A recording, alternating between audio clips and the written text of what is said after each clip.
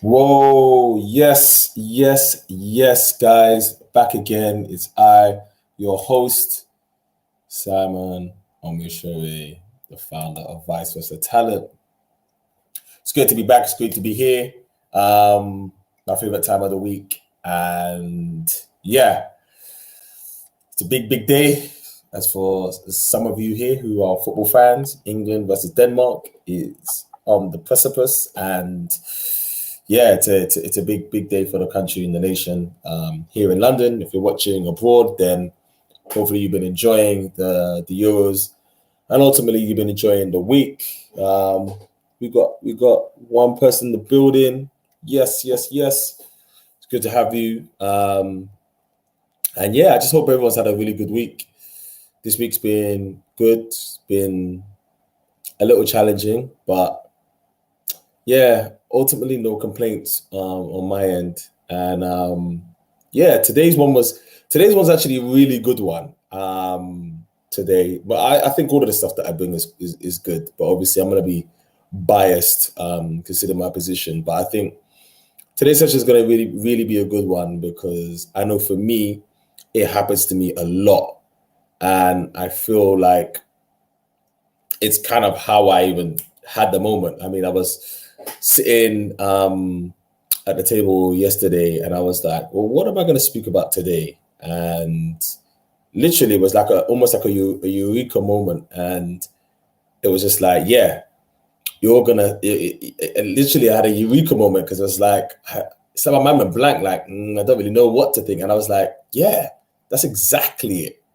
And so, I just used that moment of like, creativity to just take the time to speak about blank mindness. And I know this is something that's happened to me a lot.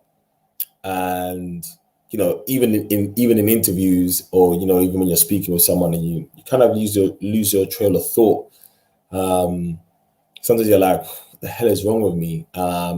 But generally, just through my reading and my own research, it's an amalgamation of a lot of things that's compounded into you having a blankness in your mind, or another way of saying it called brain fog, as people say. So that's that. Okay, we got another person in the building.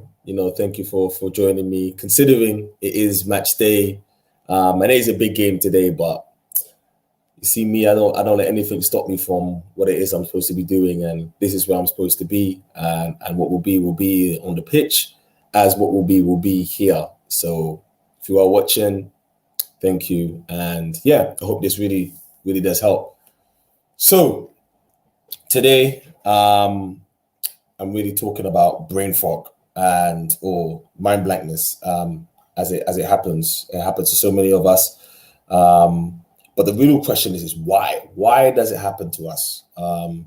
Especially us when we're maybe a little bit older, or have had a lot more experience on the planet. How does it affect us, or why does it affect us? And there are a number of different things that does affect us. But I'm going to go through some things that are really going to help. So I think the first thing that I would say that really affects us, I am gonna do this as I go, because I think, yeah, it's kind of good to do this in real time. Makes it kind of real, and I like real stuff. So we're gonna do this. So the number one thing for why we get, brain freezes is this one. Cheese! Sleep. I know for me, I've always kind of struggled with sleep, and I've always kind of struggled with it, like actually having the habit of sleeping early. Even as early as like from my college or uni days, I always sleep generally quite late. I mean, in my years now, I'm 36 now, so now it's kind of like I do try and force myself to sleep earlier, but you need to be having 7 to 8 hours. And I just wanted to share some of the benefits of sleep, because it's very, very, very, very important. So let me just throw that up. Some of the benefits of sleep. I did have it here stored and it's gone somewhere, but that's okay. We can just bring that back up. So generally with sleep, one of the main benefits of sleeping is it's going to give you energy to be more productive, energy to have your emotions a lot more balanced, and more so energy to focus. Now, with brain fog, or mind blankness, a lot of the time that happens because your mind is literally running on overtime or running at capacity, but you haven't given your mind, your body, the rest that it needs to operate at that level. So when you are, thinking, or when you are doing a presentation, or when you're in an interview, it's absolutely imperative that you are sleeping, the full max, at the full capacity that you can sleep. For me, I kind of know my body enough that I could probably sleep with like 5 or 6 hours, which is good. But I know that if I sleep 8 or 9 hours, my level is going to be very, very like massive in terms of my productivity and the thoughts that I'll be having, because it's energy, and you need to give your body energy to really rest, but also get its benefit, to get its full benefit from it. Another thing that I want to talk about sleep is, hold on, let me bring it up because it's still taking so long, and my apologies because my glasses are broken, so it's taking me a lot longer than it's going to take me a lot longer than usual. Okay. This is really, really cool. So this is a scientific fact. It's saying that sleep is important for the function of the brain. It says it helps the nerve cells communicate with each other, but communicate each other in a more effective way, increasing your focus and attention to even the smallest of tasks, which is fantastic. But if you look at time, if you're sleeping, like for me, 5 or 6 hours every day over the period of I've been doing it for like over 10 years. You're going to look at your mind, and this is like your mind isn't going to be functioning at the capacity that it needs to. So, you have these things called these like dopamine fasts and things that are really going to help you to literally almost reconfigure, that's the best word, reconfigure your mind in the place where it can start to work and function as it should. The next one that I would say is a big thing that you should be trying to focus on is this one.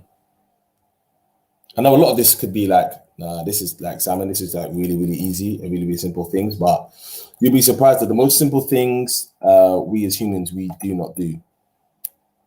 And it's this one. Fitness.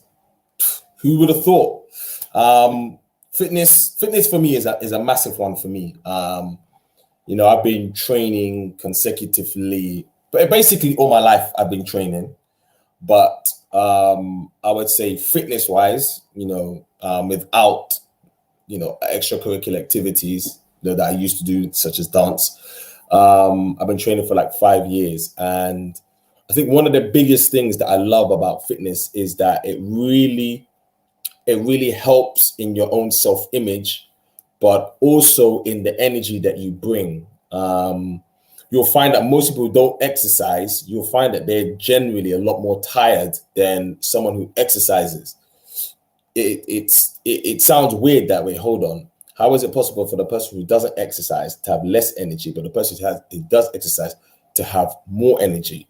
But what you'll find is that the body and the mind is capable of doing so many things.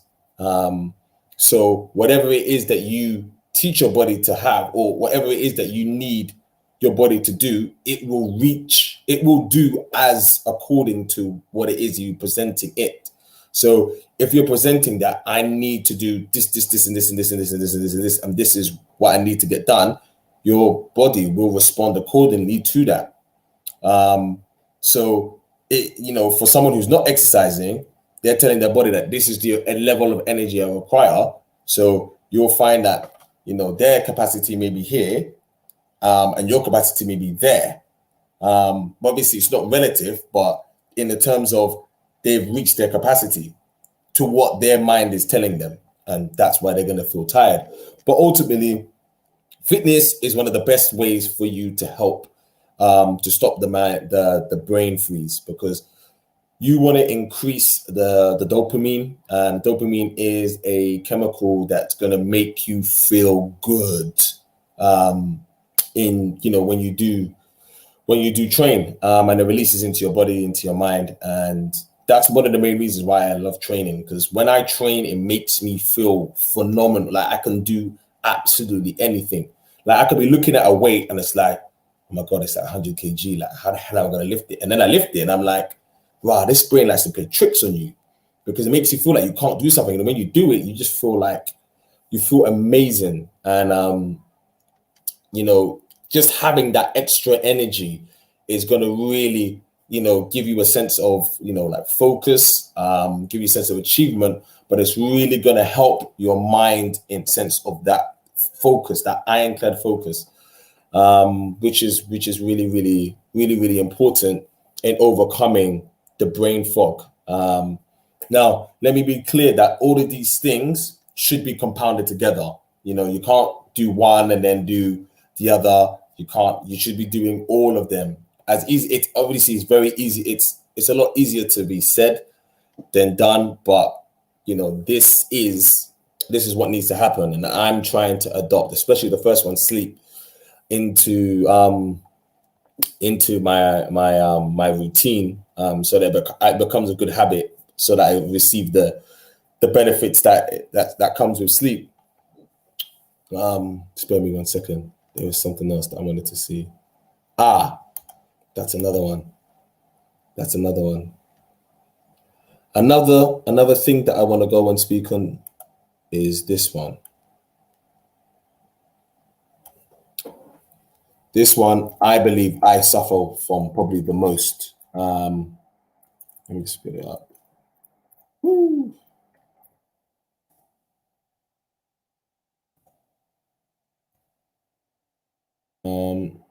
Let's do this. Yes. Okay. So this one is massive. Writing things down. I think, especially with my memory, I've always been very, very confident in my memory, and I genuinely do have a good memory. My memory does serve me well. Who's in the building? Yo, Glow Time Fitness. Yo, yes, my guy. So, what are you telling me? But yeah, I got distracted there. But yeah, writing things down. I'm definitely guilty of this. A lot of the times I do store things in my mind, as it's very easy to do so. But I'm sure you've heard it many, many times. The way that the brain is, it runs very, very similar to a computer. Obviously, it's a supercomputer, so it's not like an actual computer, but it's very, very similar, and there are strong similarities. But what you want to do in terms of your mind is you want to see it as RAM. Now, with RAM, if people didn't know, RAM is basically the capacity on how much things you can run at the exact same time. So your phone has RAM, your computer has RAM, and that basically is telling you how much, how much apps you can run at the same time without your phone basically stalling or freezing. It's the same way our mind works.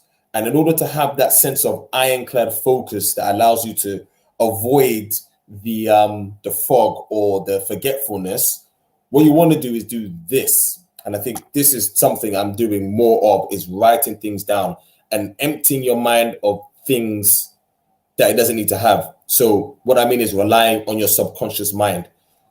You want to empty your subconscious mind, which will allow you to then focus on the things that are more important. For example, you're going to do your food shop. Write it down. Don't rely on your subconscious mind to be like, okay, I need to buy this, I need to buy that, I need to buy this, I need to buy that.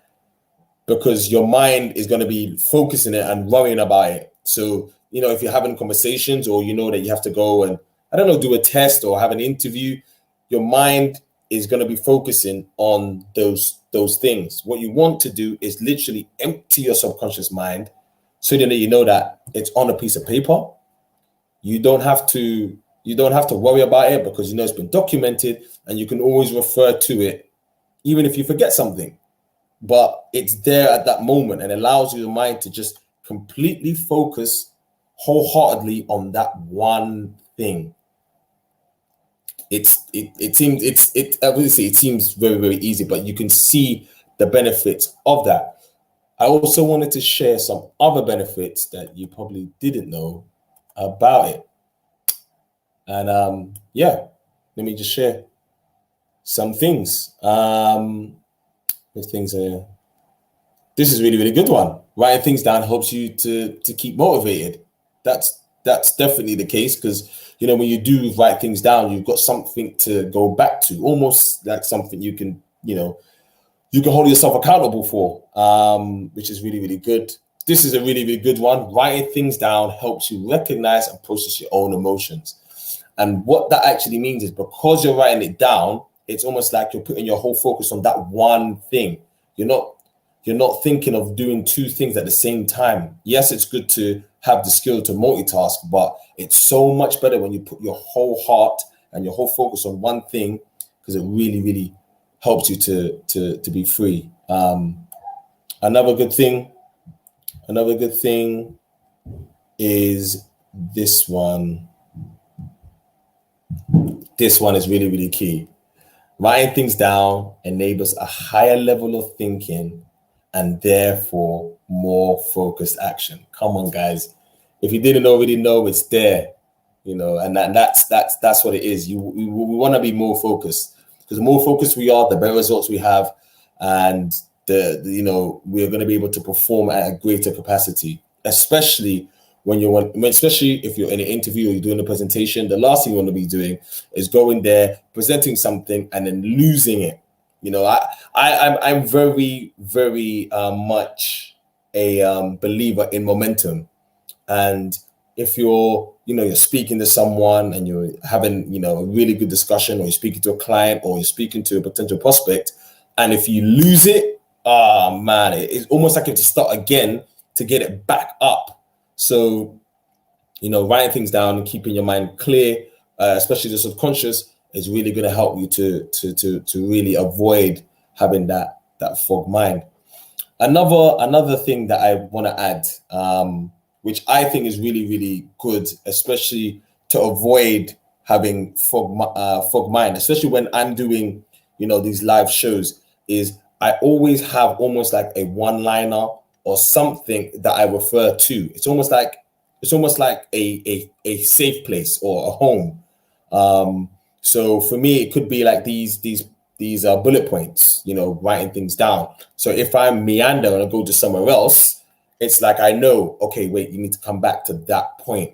And yes, sometimes I do just use my mind, which obviously, like I've just clearly shared, it's probably not the best way, but it is something that I use as a technique, and I just wanted to share that with you because it can really, really help.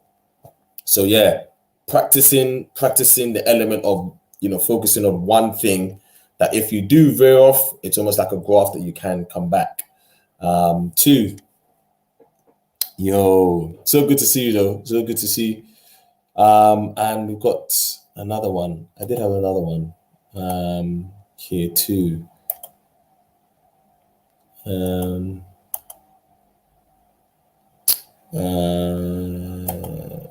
Okay, I did share that one. Yeah. So yeah, another one which I believe we all suffer from, and that is the it's there. The phone. This thing is an amazing tool. It's a great tool, but it can also be to our own detriment. I know some of us, we probably be like answering emails, answering messages constantly, but having this as a distraction is another thing that's gonna, take up your subconscious mind. And the best thing to counter that and to really help you in achieving that is this one here. So let me just put this up and it will draw my presentation to a nice close. And I think it's a really good one.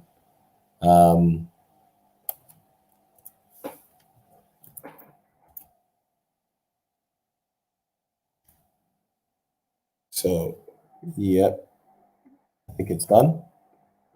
I'm going to throw it up now. Okay, so you get the drift, but let me just make it correct because I think it's good to get the spelling right. And here we go, meditation.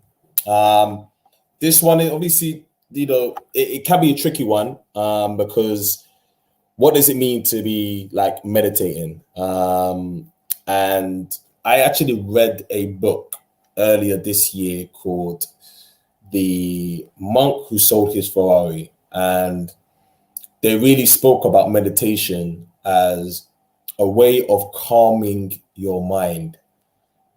As I mentioned before, these things do the opposite in terms of the effect it has on our mind. And it has this thing of like almost causing, making our mind act like this. But what you want to do is to try and adopt the principles of meditation to your lifestyle. And what the benefits of that, it means that you can control your mind and focus your mind when that starts happening.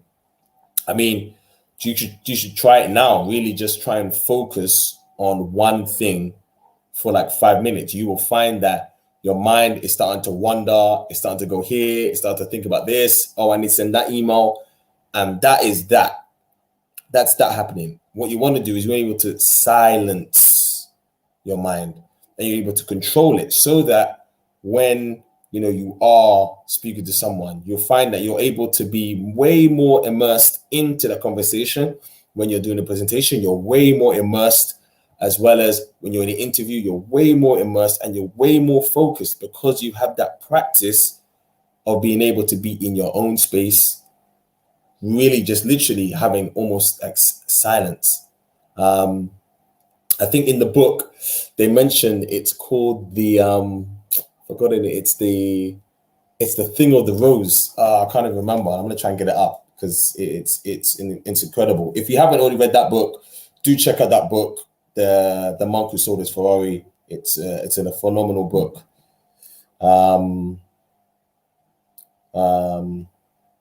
Let me get it. Meditation Rose. Really, really good.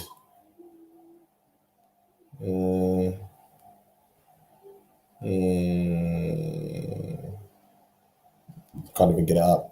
I don't know where it is. But do check it out. Check out that book, or even go on Google, type the Monk Who Sold His Ferrari, and check out like meditation, and bring up the principles of the book if you don't have time to read the whole book. But those are my 4 points: sleep, fitness, getting your workout in. If you haven't already, check out Glow Time Fitness. They're doing a phenomenal job, phenomenal work, and they're in the comments, so do check them out.